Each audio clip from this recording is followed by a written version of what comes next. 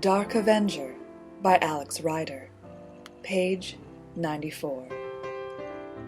She didn't even attempt to speak this time. In desperation, her hands entwined themselves behind his neck, and she pulled his mouth once more towards hers, in a wanton greed that was utterly new and almost frightening in its intensity.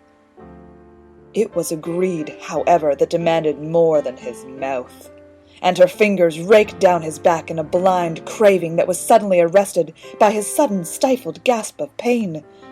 Oh God! The abrasions on his back! She'd forgotten all about them in her blinding desire. "Nikos, I'm sorry, I didn't mean to hurt you," she whispered in a voice of tortured guilt. He eased himself off of her, and her heart plummeted. He didn't believe her. He thought she'd done it deliberately. "Please, Nikos," she begged. "It was an accident. I didn't mean it was an accident. I forgot." Her voice trailed off as he suddenly kneeled astride her and pressed his finger to her lips. "I know you didn't mean to," he assured her gently. "Let's just say that you were carried away by your passion. Your punishment is to lie perfectly still for the next 5 minutes. Are you capable of doing it, my little tigress with claws?" She gazed up into his fathomless eyes, searching the hidden depths for some hint of his intentions. Then she nodded in dumb acquiescence. "Good."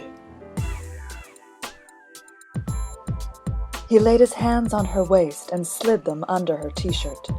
"So much beauty shouldn't be hidden from view, Carrie." She could feel him raising her t-shirt and gently easing it over her up-thrust breasts. At his soft command, she obediently raised her arms, and a moment later, the garment was off and cast aside. With no prompting, she arched her back and allowed him to unfasten her bra, and when that was also cast aside, she lay naked from the waist up, shamelessly basking in his gaze of wonder and admiration.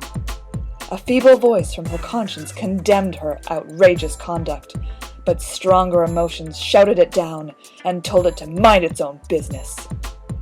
Almost irreverently, he laid a hand on each of her breasts, feeling the firmness and the already gorged nipples dark brown against her creamy skin. "Aphrodite," he murmured, "truly the body of a goddess."